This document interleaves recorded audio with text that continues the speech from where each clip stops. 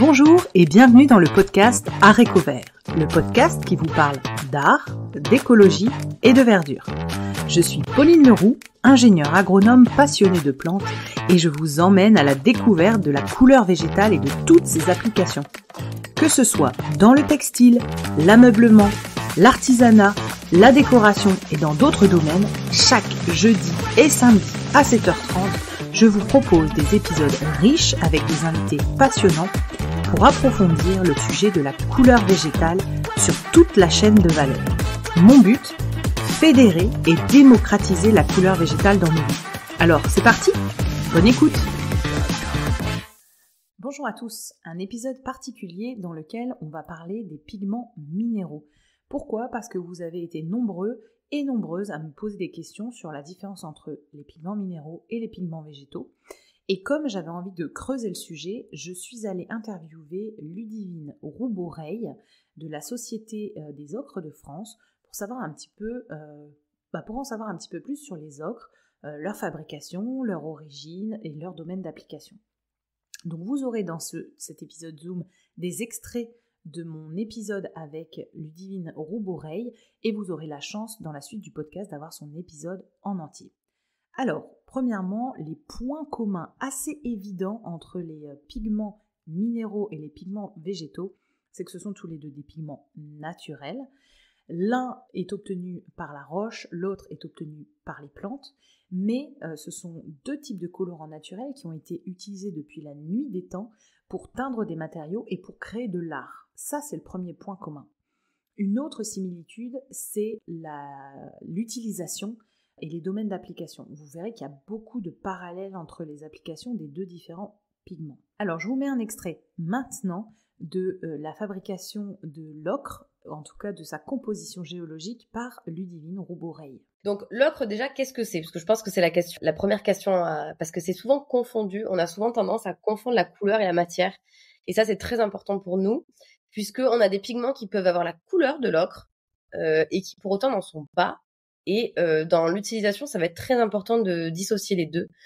Un pigment peut avoir la couleur de l'ocre et pour autant être un pigment synthétique, et les applications entre un pigment synthétique et un pigment naturel ne sont pas les mêmes. La résistance dans le temps et les qualités propres ne sont pas les mêmes. Donc voilà, nous l'ocre vraiment on en parle en tant que matière et pas en tant que couleur. Et en tant que matière, donc c'est une roche ferrique, c'est une argile blanche, la kaolinite, qui est amalgamée à de l'hydroxyde de fer ou de l'oxyde de fer. L'hydroxyde de fer, ça donne sa couleur jaune, c'est ce qu'on appelle la goethite, et donc l'oxyde de fer, l'hématite, donne la couleur rouge. Maintenant qu'on a vu ce qu'était l'ocre comme exemple de pigment minéral, on va bien sûr aborder les pigments végétaux qui sont largement abordés sur le podcast si vous le suivez. Donc un pigment végétal, c'est un pigment d'origine végétale tout simplement, issu de plantes, mais de tout ou partie de la plante, feuilles, fleurs, écorces, racines, etc. Si vous suivez, vous êtes au taquet là-dessus. Les propriétés qui sont différentes entre les pigments minéraux et les pigments végétaux, et là c'est très intéressant parce que c'est sur un point crucial, la résistance à la lumière et la résistance dans le temps. Les pigments minéraux ont tendance à être plus stables et plus résistants à la décoloration. Ils sont souvent, on va le dire, appréciés pour leur durabilité et la capacité qu'ils ont à ce que la couleur se maintienne dans le temps. On va voir que les domaines d'application sont utilisés à l'extérieur parce que ça résiste plus aux UV et que ça peut tenir très longtemps. Vous avez tout de suite vu à quelle application je pense, c'est l'application du bâtiment.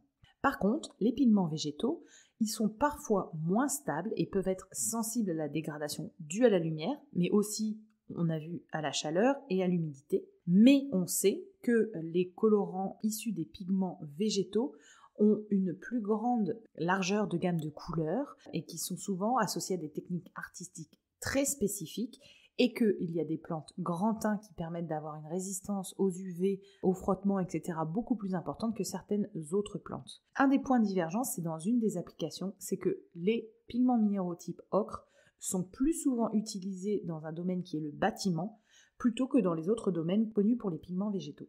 Les pigments minéraux, comme l'ocre, en fait, sont vachement utilisés dans, on l'a dit, l'art rupestre préhistorique, donc ainsi que dans la peinture, la céramique, la poterie et la teinture de vêtements à travers l'histoire. Ils sont beaucoup plus utilisés dans la construction de matériaux tels que la chaux, le plâtre, etc. pour le bâtiment. Et pour les pigments végétaux, si vous suivez le podcast, vous connaissez les différentes applications qu'on essaye de creuser sur le podcast. Un point de divergence entre les pigments minéraux et les pigments végétaux, c'est que les pigments minéraux ne sont pas aussi renouvelables que les pigments végétaux. En effet, une plante, ça se replante. Un minerai, ça met un temps géologique considérable pour se créer, se former.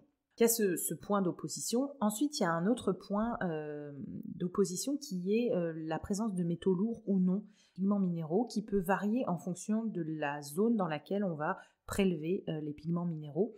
Et donc ça, c'est un point de vigilance. Mais c'est exactement la même chose pour certaines plantes qui vont se développer sur des zones où il y a eu des métaux lourds, mais elles qui vont, normalement, si mes informations sont bonnes, les métaboliser dans leur métabolisme, c'est le cas de le dire. En conclusion, les pigments minéraux et végétaux ont plusieurs points communs. Le premier, c'est d'être des pigments naturels, donc beaucoup plus vertueux, beaucoup moins polluants que des pigments de synthèse. Deuxièmement, ils ont été utilisés tous les deux dans des types d'art et pour teindre des matériaux.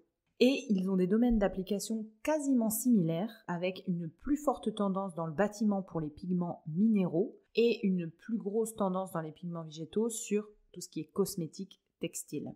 Ils ont des points de vigilance, notamment la consommation d'eau, la présence de métaux lourds, renouvelabilité ou non de leur source et leur palette de couleurs. Donc l'ocre, on est aux alentours des jaunes à rouges, alors que dans les pigments végétaux, vous le savez, on peut aller très loin. Je vous invite à aller consulter les autres épisodes Zoom ou les épisodes avec les invités et aller sur la page Instagram Arécovert, ARTECOVERT, pour y retrouver et deviner les futurs invités du podcast, mais notamment retrouver des sources écrites de tout ce que nous abordons dans les épisodes Zoom. Belle journée à tous. Avantages, inconvénients et domaines d'application différents, mais en tout cas, c'est un proche cousin de pigments végétaux, et pour moi, il était intéressant qu'on s'ouvre un petit peu à ce sujet. Vous verrez que l'épisode de l'usine de Borel, société dans l'ocre de France, va vous passionner. Voilà, je vous souhaite un très bon week-end. À la prochaine.